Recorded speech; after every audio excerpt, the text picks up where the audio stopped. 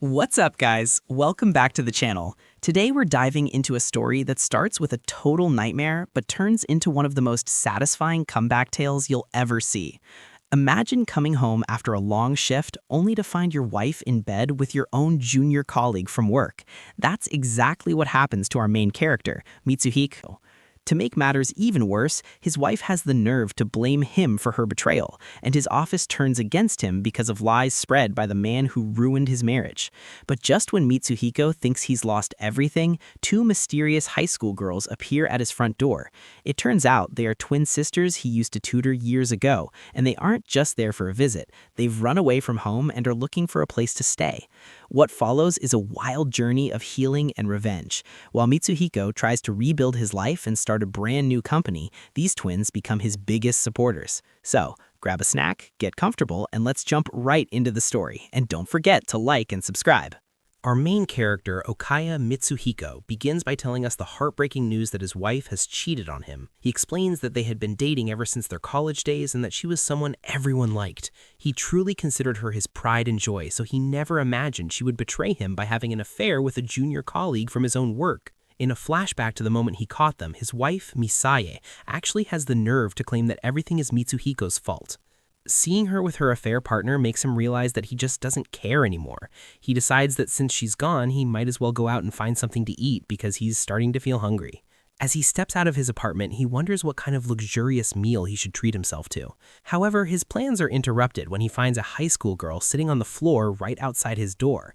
She looks up at him with tears in her eyes and calls him sensei, which leaves him completely shocked. Before he can figure out what's going on, another girl, a flashy gal type, suddenly appears and accuses him of being the one who made her older sister cry. Mitsuhiko is left standing there in total disbelief, wondering why this is happening. The blonde girl starts comforting her sister, telling her not to cry and teasing Mitsuhiko for being a bad mister. Mitsuhiko tries to defend himself, saying that he didn't do anything, internally questioning who these girls even are. He takes a moment to look at them properly, noting that one is an energetic blonde and the other is a beautiful girl with long black hair. He is still stuck on the fact that they are at his front door and calling him sensei. The blonde girl gets straight to the point and asks him if he will let them stay the night. Then, in a shocking twist, both girls look at him and suggest that in exchange for a place to stay, they would be okay with doing some very dirty things. So after that wild offer, the blonde girl asks him if he didn't hear her and repeats that they can do those dirty things if he just lets them stay. Mitsuhiko is totally flustered and tells them to stop teasing adults. He makes it clear that he has no such intentions and tells them they need to leave right now. But then the black-haired girl begs him to listen, saying they truly have nowhere else to go. She calls him Okarin-sensei, which stops him in his tracks. He wonders to himself how many years it's been since he last heard that nickname, and he suddenly has a flashback to two little girls from his past. The realization hits him like a bolt of lightning.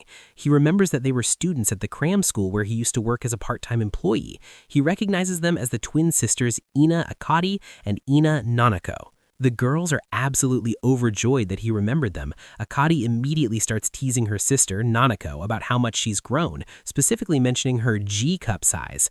Nanako gets all embarrassed and tells Akari to stop saying unnecessary things. Not to be outdone, Akari brags that she is an F-cup and tells him to keep that in mind. Looking at them, Mitsuhiko thinks to himself that while they certainly look more grown up, their personalities haven't changed one bit in 10 years. Once they're inside, he asks them how they even knew he lived there. Akari tries to act cool, calling herself a great detective. Mitsuhiko remembers they lived in the same apartment complex when he was in college, but he still wants to know how they tracked him down. The truth comes out, and it's a bit spooky. Akari explains that they used to follow him home after his part-time job ended. Mitsuhiko tells them that's basically a crime, and Nanako starts apologizing, saying she knew it was wrong even then. However, Akari teases her sister by revealing that Nanako was actually the one most excited about following him. Mitsuhiko realizes again that they really are the same as they were a decade ago. Thinking about all this nostalgia actually makes Mitsuhiko start to tear up.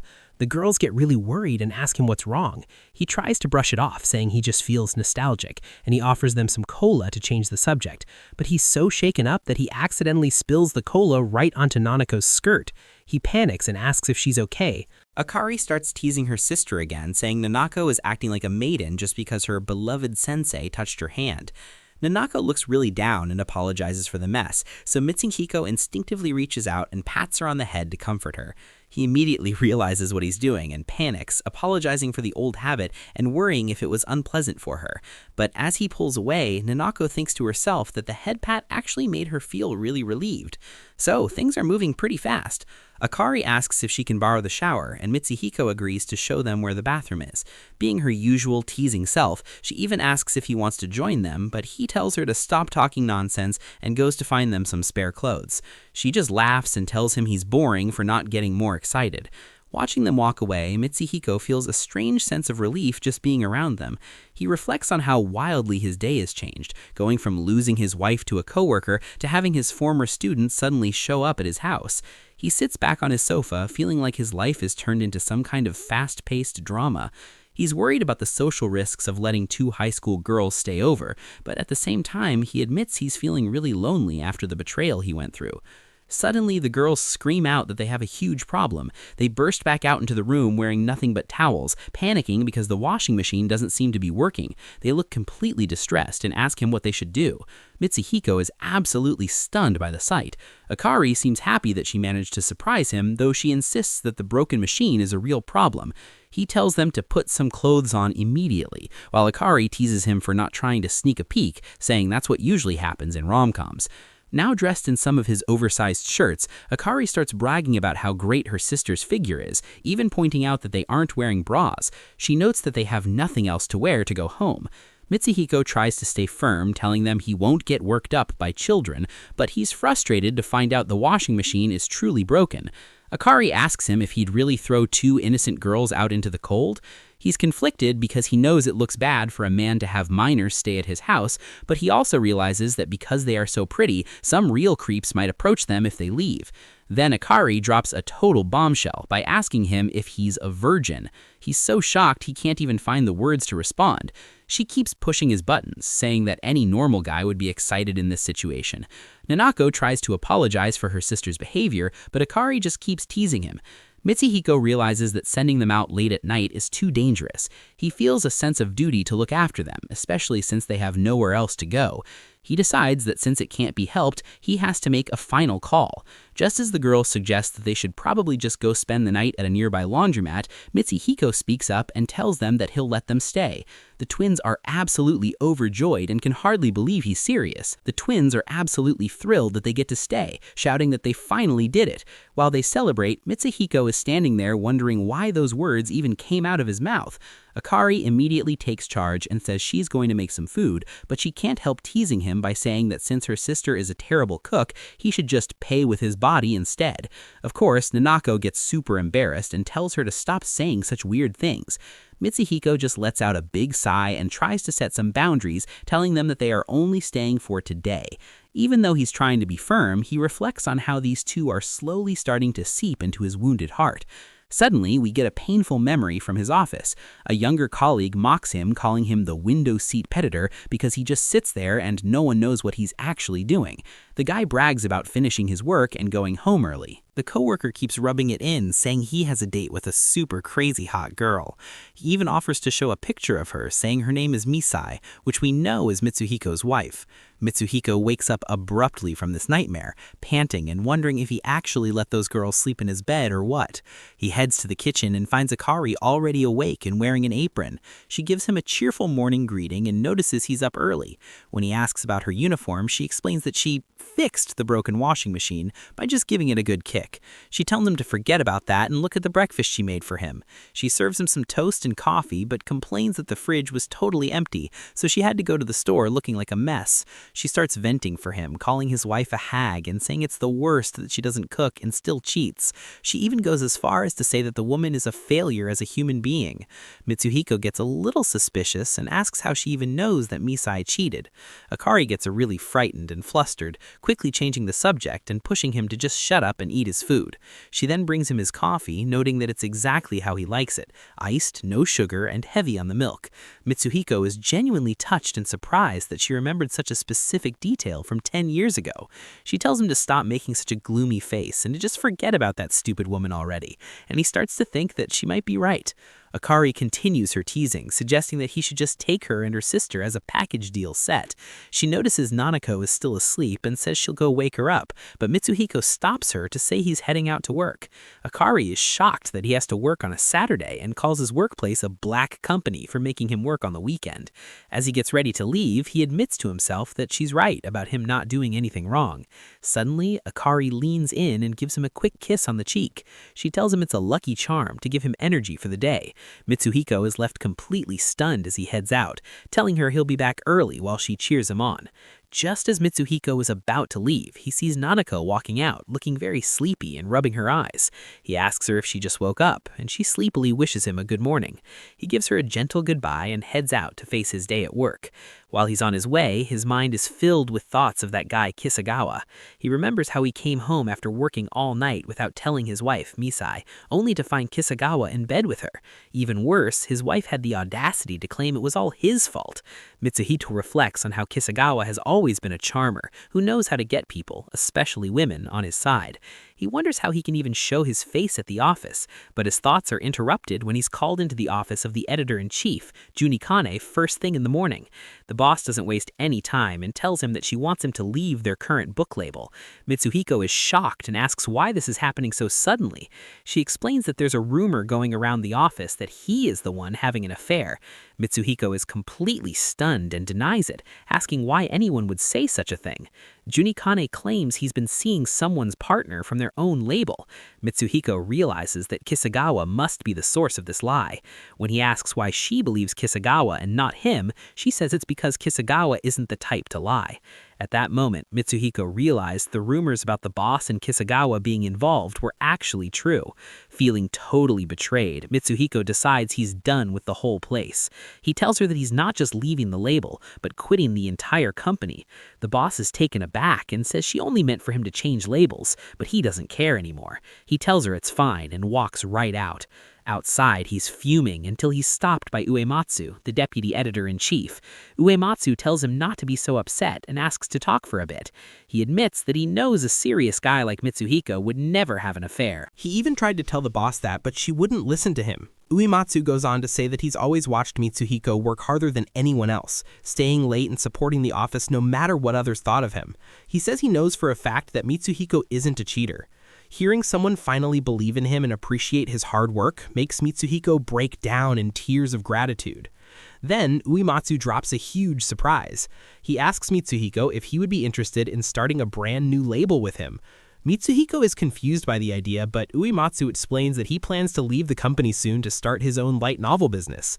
He says there's too much red tape at big publishers and he hates seeing good stories vanish just because they don't get high points. He wants Mitsuhiko to join him in this new venture. We pick up with Uematsu mentioning how crazy their current workplace is. With all those insane weekend shifts and staying up until morning, he points out that they're supposed to be regular employees, not robots. Mitsuhiko remembers how the twins told him he should quit, and he finally realizes they were right all along. He looks Uematsu in the eye and asks to join him in the new business, and they seal the deal with a solid handshake. Later that day, Mitsuhiko finally makes it back home, feeling completely drained. He's so tired that he just collapses onto his bed to get some sleep. But wait, as he's lying there, he notices that something feels incredibly soft. He opens his eyes and realizes that Nanako is actually sleeping right there in his bed. He's completely frozen in shock, wondering what on earth is going on. Still half asleep, Nanako mumbles for her sensei and reaches out to hug him. Just as things get super awkward, Akari peeks through the door and catches them together. Akari starts teasing them immediately, acting like she totally gets what's happening between them. Mitsuhiko tries to tell her she's seriously misunderstanding the situation, but she just tells them to take their time and playfully waves them off. Poor Nanako is just starting to wake up, looking totally slumped and out of it. Akari keeps the jokes going, asking if Nanako is doing naughty things in Mitsuhiko's bed. Nanako is panicking and trying to explain that it's not what it looks like, while Mitsuhiko tells Akari to stop bullying her big sister. He notices a vacuum cleaner on the floor and realizes Nanako was actually cleaning up the place for him, so he thanks her for the help. Akari finally tells them that dinner is ready, so they all head over to eat. While they eat, Mitsuhiko is impressed by how delicious everything is. Akari playfully claims she packed the food with all her love for him, and even says she studied cooking specifically so she could become his wife one day. Mitsuhiko just laughs it off, thinking she's joking. Akari realizes he still only sees them as his students, and she tells Nanako that they have a long journey ahead of them to change his mind. The conversation turns serious as Akari asks what he's going to do about his dumb wife. Mitsuhiko firmly states that he is divorcing her, which makes both girls celebrate with a huge heck yeah. He explains that he's been trying to talk to her all morning to do it in person, but she's just reading his messages and ignoring him. Akari doesn't hold back, calling the woman the absolute worst and a failure as a human being. Mitsuhiko mentions that he might even let the alimony money go because he doesn't want the legal stuff to drag on. Akari tells him it's a good call to break up, and mentions that since he works at a big company, he doesn't need that petty cash anyway. But then, Mitsuhiko drops the biggest bomb of the night. He calmly tells them that he actually quit his job. The girls are absolutely stunned and left shivering in total disbelief. Mitsuhiko starts off by explaining the situation with his job, telling the girls that his deputy editor actually invited him to start a brand new company. The twins are totally caught off guard. Akari, being her usual self, immediately declares that she will be his second child bride and firmly support the household. Not wanting to be outdone, Nanako says she will be the first child bride and do her best to save money. She even mumbles that she'll do her best at night, too, which is just a lot to process. Akari keeps the teasing going, asking if she should help her sister out with those duties, but Mitsuhiko shuts it down with a firm no. He gets very serious and reminds them that he only agreed to let them stay for one night. He finally asks them the big question. What exactly do they mean when they say they have nowhere else to go? He asks if their parents aren't worried about them, but Akari tells him there is no way that person would be concerned. Nanako sadly admits that she just doesn't want to go back to that house anymore. When Mitsuhiko suggests that they should be going to the police or child services, Akari tells him that it's impossible because those people didn't help them at all. Mitsuhiko starts to realize that the problems these girls are facing run much deeper than he ever imagined. Akari explains that their grandparents are already gone, and their other relatives won't even listen to them properly. Nanako looks at him and says that he's the only adult left that they can actually rely on. She tells him there is no reason for him to be suffering because of a stupid woman like his wife. Looking at them, Mitsuhiko feels a massive wave of guilt. He reflects on how these girls are going through so much trauma, yet they are still worried about him and trying their best to cheer him up. He realizes that while they were being so selfless, he was only thinking about his own problems. He looks at the two of them trembling on the sofa and wonders what he can possibly do for them. After a long silence, he finally tells them that they can stay at his place for a while. The girls are absolutely shocked by his change of heart. Nanako is still worried, mentioning that they are minors and that living together will put a huge financial burden on him. Mitsuhiko gives her a gentle head pat and tells her not to be stupid. He says he isn't so broke that he needs kids to worry about him. He tells them not to worry about living expenses at all and says they will go out to get their daily necessities the next day. Akari is absolutely beaming and asks if it's really okay. Nanako still feels like they are causing him too much trouble, but Mitsuhiko reassures her that he doesn't think it's a bother at all, not even 1%. Akari gets so excited that she playfully threatens to kiss him, while Mitsuhiko tells Nanako that she needs to be a bit more carefree like her sister. So the blonde twin, Akari, is absolutely hyped. She shouts out that she can finally start living with Okaran without having to worry about anything anymore. But Okaran, being the responsible adult he is, cuts through the excitement and asks what they are planning to do with school. Akari quickly explains that they are currently on spring break, so they don't have to worry about classes yet. Her sister, Nanako, adds that their high school is actually just a short train ride away from Okaran's place. Akari finishes by saying they have plenty of time before the new term starts, so everything will be totally fine. Then, Okaran brings up the big question. What about their tuition? Nanako doesn't seem stressed at all and tells him that it won't be a problem. Okaran nods and tells them that if anything comes up, they should definitely let him know. However, he drops a bit of a reality check. He explains that he really needs to talk to their parents because he can't let them live with him without getting proper permission first. This clearly makes Akari a bit nervous as she lets out a worried sound, while Nanako just calmly says she understands. The next morning, we see Akari waking up and stretching. She notices Nanako is still out cold, and even in her sleep, Nanako is mumbling about how much she loves her sensei. It's pretty cute, but it clearly gets Akari thinking. She looks at her sleeping sister and remembers a time back home when Nanako asked if they should just run away. Back then, Nanako had hugged her and promised that she would never let Akari be alone. Akari stares at her sister with a really serious look. She thinks back to how Nanako promised that as long as Akari was happy, that was all that mattered. Akari checks her phone and sees there are no new messages from their real family, which makes her wonder if this new family with Okurin is actually much better for them. Nanako eventually wakes up and notices Akari is acting a bit strange, but Akari brushes it off, saying it's nothing. Internally, Akari makes a huge promise. She is going to make sure her sister and Okurin end up together no matter what. Just then, Okurin walks into the room to wish them a good morning. Akari instantly flips back into her high energy mode and greets him loudly. Okurin remarks on how she's already full of energy so early in the day, and Akari jokes that being energetic is pretty much her only good quality. Nanako, on the other hand, is super shy and can barely get out a good morning greet. Akari teases her sister, telling her that just being beautiful won't be enough to win Okurin's heart. Akari doesn't stop there. She tells Nanako that she needs to show off more sex appeal, but Okurin isn't having any of it and gives her a playful bonk on the head. Flustered, Akari starts apologizing because she hasn't finished making breakfast yet, but Okurin just reaches out and gently pats her head. He asks why she's even apologizing and reminds her that making breakfast isn't her job. He tells her very kindly that she's a kid, not a housemaid, and she shouldn't feel pressured. Akari is totally moved by his kindness, and for a second she's speechless, but then she snaps out of it and insists that since he's the one earning the money, she should at least cook for him. She suddenly pivots and says she's going to make breakfast right now after all. Okurin stops her again, looking very serious but gentle. He tells both of them that they are still minors and still just kids. He says that while he's grateful they can cook, they don't need to take the lead on housework. He looks them in the eyes and tells them that they should try to rely more on adults. This totally overwhelms Akari, who admits she can't handle it when he's that sweet. To lighten the mood, Okurin suggests they all go out to a place near the station that has great breakfast sets. Akari is immediately on board, and even Nanako agrees that it sounds like a great idea. The scene starts at a really nice cafe with a calm vibe. Nanako mentions how much she likes the place because it feels so cozy, and Okurin smiles, telling her that she has good taste because it's one of his favorite spots too. He asks Akari if she likes this kind of place as well, but Akari is having a total internal meltdown. She is blushing like crazy and wondering why on earth she ended up sitting right next to Okurin. She thinks to herself that her older sister Nanako should be the one sitting there getting all flirty. Okurin notices they are a bit quiet and mentions that being there brings back a lot of memories. He reminisces about the time he used to tutor both of them at the cram school and says they used to sit just like this back then.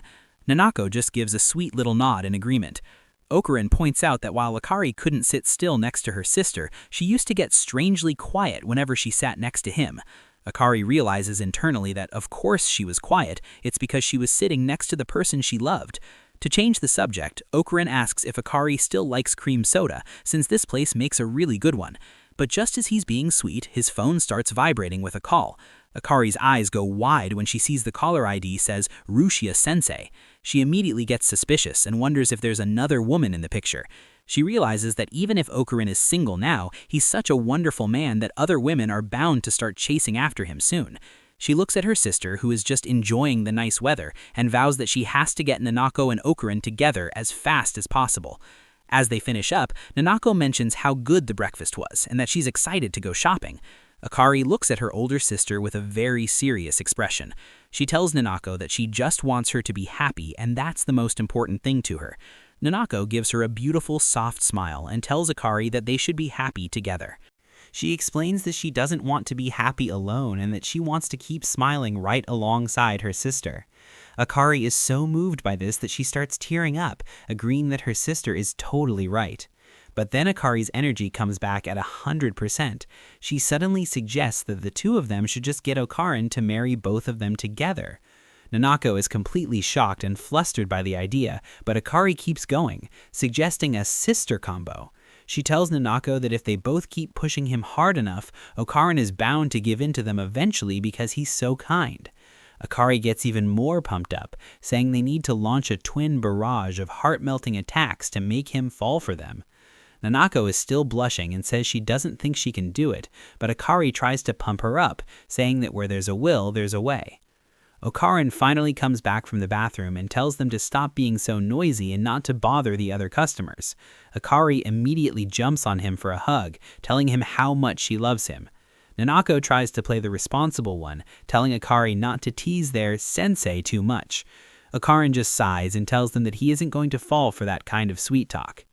However, his mood shifts instantly when his phone goes off again with another notification. His face goes completely pale and the twins immediately notice that something is wrong. They ask him what happened, looking really worried. The camera pans down to his phone, showing a series of messages from his ex-wife, Misai. She's pleading for him to contact her so they can talk about the divorce, but then she drops a bombshell. She claims she was wrong, wants to meet up to apologize, and says she actually wants to start over with him. The scene starts with Mitsuhiko talking to Nanako. He tells her that he's sorry, but he has to head out the next morning for a bit, even though they had planned to go shopping. He promises that he's free in the afternoon so they can go then instead. Nanako says that it's totally fine, but she looks a bit worried and hesitant. In the kitchen, Akari is absolutely shocked. She asks if Okaran is really going to meet that dumb wife and wants to know why. Mitsuhiko explains that he received a message from Misai where she claimed she was wrong and wanted to meet in person to apologize and start over. He admits that he's been acting a bit weird since getting that message. Akari is fuming. She shouts about what kind of nonsense that is and calls the wife a total idiot for wanting to get back together after cheating. Nanako joins in, saying she has never heard of anyone being so disrespectful. Both girls look at him with deep concern, asking if he's actually planning to reconcile with her. Mitsuhiko quickly reassures them that it won't happen. He explains that his feelings for Misai are completely gone and that he is only meeting her to make her sign the divorce papers. The twins are so relieved that they practically start glowing. However, Nanako wonders why the wife and suddenly want to reconcile now of all times. Akari says that the answer is actually very simple. She explains her theory that the flashy guy Misai cheated with probably got bored and dumped her. Nanako is surprised and asks if there wasn't even a little bit of love between them, but Akari points out that the wife has a terrible personality and that the affair partner was clearly just a shallow person. Nanako thinks the whole situation is disgusting and says it makes her want to puke. She realizes that the wife is only crawling back to Okaran because she has nowhere else to go. Akari adds that she doesn't feel a shred of sympathy for a woman that low. She mentions that if the wife were truly sorry, she would have come to bow her head in person instead of just sending a text message. Mitsuhiko tells the girls that they should stop wasting their energy being mad because someone like that just isn't worth it. The twins realize he's right and calm down. He then tells them that the meeting is at 10 a.m. at the same cafe they visited earlier. Akari immediately recognizes the place. The twins immediately try to pressure him into letting them tag along, but Mitsuhiko firmly tells them no. He explains that this is a private problem between him and his wife and insists that they stay at home. The girls reluctantly agree to listen to his order. As they talk on the sofa, Akari tells him that if he needs backup, he just has to say the word and she'll storm in with her trump card. When Mitsuhiko asks what she means, she describes it as a super effective move that can blow the cheating wife away in one shot. Mitsuhiko just gives a small smile and says he's just going to get the papers signed, so he doubts he'll need any cards. The next morning, Mitsuhiko arrives at the cafe. As he walks in, he reminds himself that he doesn't feel even the slightest bit of sympathy for Misai. He tells himself that he is only there to get the signature so he can finally put the past behind him. He spots Misai sitting there, and she looks up, apologizing for making him come out when he's so busy. Misai starts off by telling Mitsuhiko that she is sorry for betraying him in that way. However, Mitsuhiko is completely cold to her. He tells her that what she did was a straight-up betrayal and that they are definitely getting a divorce. He hands her the papers right then and there. Misai tries to jump up and make an excuse, but he tells her firmly that he isn't interested in hearing anything she has to say. Misai gets even louder, begging him to listen to her. The other people in the cafe are starting to whisper and stare at them. Mitsuhiko gives her a very sharp look and tells her to sit back down because she is disturbing everyone else. He has to tell her twice before she finally sits, looking totally defeated. He tells her to just hurry up and sign the papers already. Misae asks if they can't just talk through it properly, but Mitsuhiko asks what there is left to discuss. He brings up the undeniable fact that she slept with another man while they were still married. Misae starts to panic and tries to claim that it wasn't what it looked like, but she can't even finish her sentence. Seeing that her words aren't working, she switches tactics to something even more manipulative. She moves over and sits right next to him, asking him to forgive her and saying she wants them to be close again like they used to be. Mitsuhiko thinks to himself that she has actually moved on to trying to seduce him. He looks at her with total disgust and asks if she really thought that acting all sweet and submissive would be enough to make him change his mind. He tells her that they are done and warns her not to cling to him anymore. He tells her she should just go live happily with that Kisogawa guy. But then, guys, she drops a total bombshell. She claims that living with Kisogawa is impossible because she was actually forced by him that day. Mitsuhiko is completely shocked, asking if she's really trying to say she was forced. She starts getting loud again, spinning a story about how Kisogawa suddenly barged into their house. Mitsuhiko tells her to be quiet and calls out her lousy lie. However, Misae challenges him, asking if he actually saw her cheating or if he only saw the aftermath when he returned home. Mitsuhiko is left thinking to himself that it's true. He only saw what happened after he walked in. We pick up with Misae acting totally arrogant. She challenges Mitsuhiko, telling him that if he's going to claim she cheated, he better bring some proof. She smirks and says that without proof, he can't actually divorce her. Mitsuhiko is clearly frustrated, thinking to himself that she is really hitting him where it hurts, since he didn't have any physical evidence. But then, out of nowhere, a voice shouts that they already have the proof. Mitsuhiko turns around in total shock to find Nanako and Akari standing right there. He's baffled and asks what on earth they are doing there. Akari gives him a cheeky wink and tells them they are the reinforcements, while a very serious Nanako apologizes and says they were just too worried about him to stay home. Misae is losing it, demanding to know who these girls even are. Akari doesn't hold back at all, calling Misae an old hag and saying it doesn't matter who they are. She tells Misae that she's a pathetic grown woman for betraying her husband for fun and then trying to lie and cry her way back. This sends Misae into a rage. She calls Akari a brat and raises her hand to slap her across the face. But Mitsuhiko is faster. He grabs Misae's wrist midair and tells her to sit down, asking if she is seriously going to hit a child. Misae is stunned and asks if he's really taking their side over hers, even asking if he likes them more than her. Mitsuhiko gives her a cold look and says this isn't about who he likes. He tells her that hitting a kid is not how a rational adult behaves. After making sure Akari is okay, which makes her blush like crazy by the way, the twins get down to business. Nanako declares that they brought the evidence. She tells everyone that they have the trump card they mentioned earlier, actual proof that Misae cheated. Misae is terrified, asking what they are talking about. The twins pull out a phone and show a photo of Misae with another man. Nanako explains that they were actually in the building that day and witnessed Misae letting a man into the apartment. Misae ties one last desperate lie, claiming the photo is edited, but Akari shuts her down instantly, asking if she can still say it's edited after seeing the video. She shows a recording of Misae being very intimate with the guy in the hallway. Misae starts screaming for them to stop and not to look, looking completely humiliated. Nanako doesn't show any mercy. She says that with this evidence, they can take her to court where she will definitely lose. She points out that Misae will have to pay massive damages and asks if she can even afford that. Akari adds that this is exactly why Misae came crawling back to Mitsuhiko in the first place. The twins state that they are ready to testify in court and ask Misae if she's still going to keep lying. Finally, Misae breaks. She hangs her head and says she's sorry. She admits to the cheating, the betrayal, and the lies, saying she will apologize for everything. In a final act of desperation, Misae gets on her knees and begs for forgiveness. She admits that she has no savings, has never had a real job, and can't even go back to her own family. She looks up at Mitsuhiko and asks if he is really going to abandon her. Mitsuhiko looks down at her with zero emotion and simply says, yeah. He tells her flat out that he is abandoning her because he hates her. Mitsuhiko tells Misae flat out that he doesn't care if she apologizes, lies, or tries to guilt trip him because he isn't changing his mind. He warns her that if she keeps clinging to him, he'll take the whole matter to court. Then he drops another bombshell, revealing that he has been recording everything she said since they arrived. Misai panics, claiming that recording her isn't fair and calling it spying, but Mitsuhiko just calls her a liar and asks which sounds smarter, going to court and losing or signing the papers right there. Knowing she's trapped, Mitsuhiko tells her that they are finished and bids her goodbye as he turns to leave. But Misai, being as desperate as ever, begs him to wait and actually has the nerve to ask him to split their assets, like the apartment and the furniture. The twins are absolutely floored by her audacity, looking at her with total disbelief. Mitsuhiko doesn't even flinch. He points out that he bought the apartment and all the furniture before they even got married, so she has no right to any of it. He tells her he'll send her personal belongings, like her clothes and makeup, to her parents' home.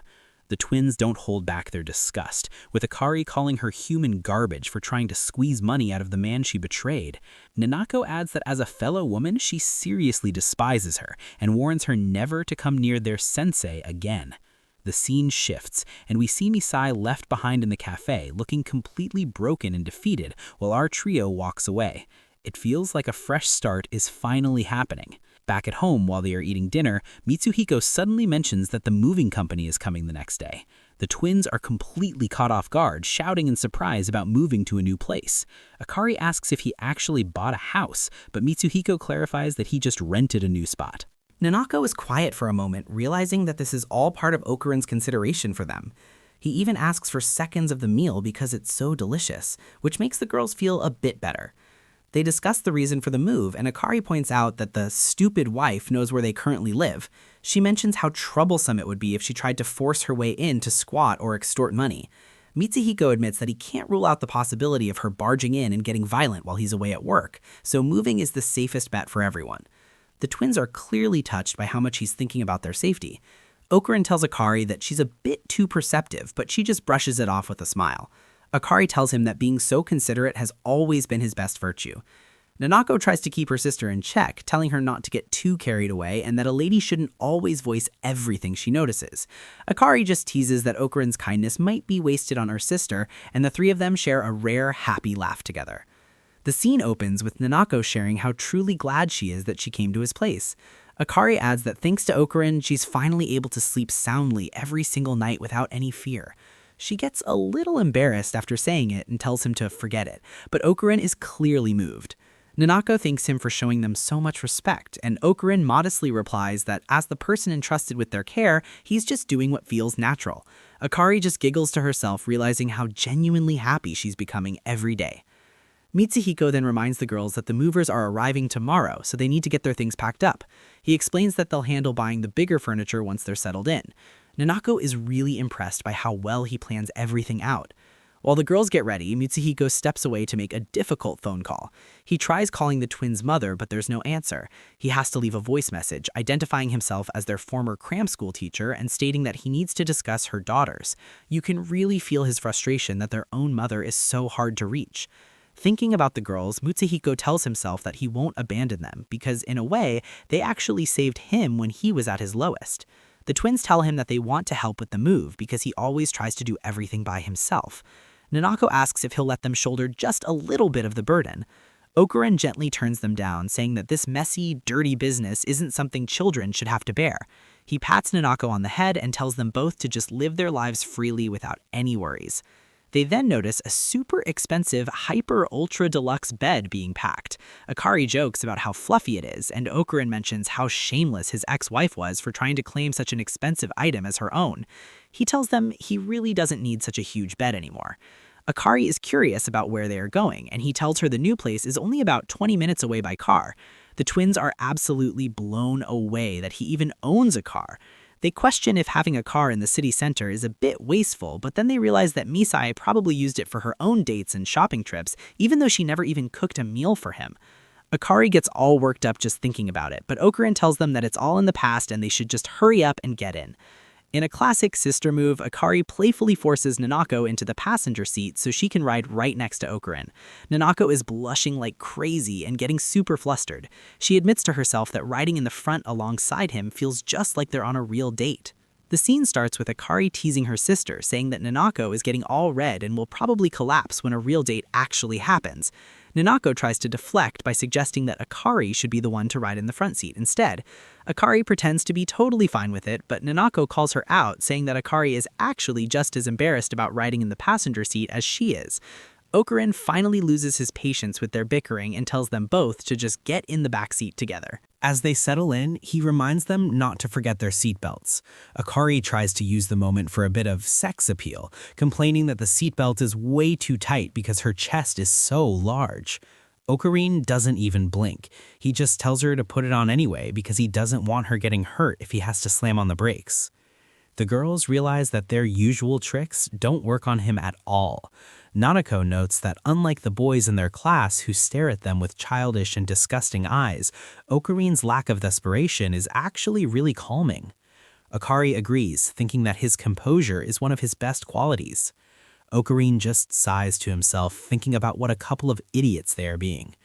Of course, Akari can't stay quiet for long. She starts bouncing around and being loud to show off, which leads to Nanako scolding her for trying to distract Okurin while he's driving. Akari just brushes it off, pointing out that Okurin isn't even looking back at them anyway. They finally arrive at the new place, and it's a massive 2-story house. Nanako is immediately worried that it looks way too expensive, but Akari is just amazed by Okurin's success. Okurin explains that while the house is a bit old, it's been renovated and is very comfortable. He mentions that he chose this specific spot because it's close to his new publishing company, and more importantly, it's within cycling distance for the twins to get to their school. The girls are deeply touched when they realize he actually considered their needs when renting the house. Nanako gives him a heartfelt thanks, and Okurin modestly says that as their guardian, taking care of them is only natural. Akari is so overwhelmed with happiness that she hugs him from behind, declaring that he really is the best. Okurin gets a bit flustered and tells Akari she isn't a little kid anymore, so she shouldn't be hugging him like that.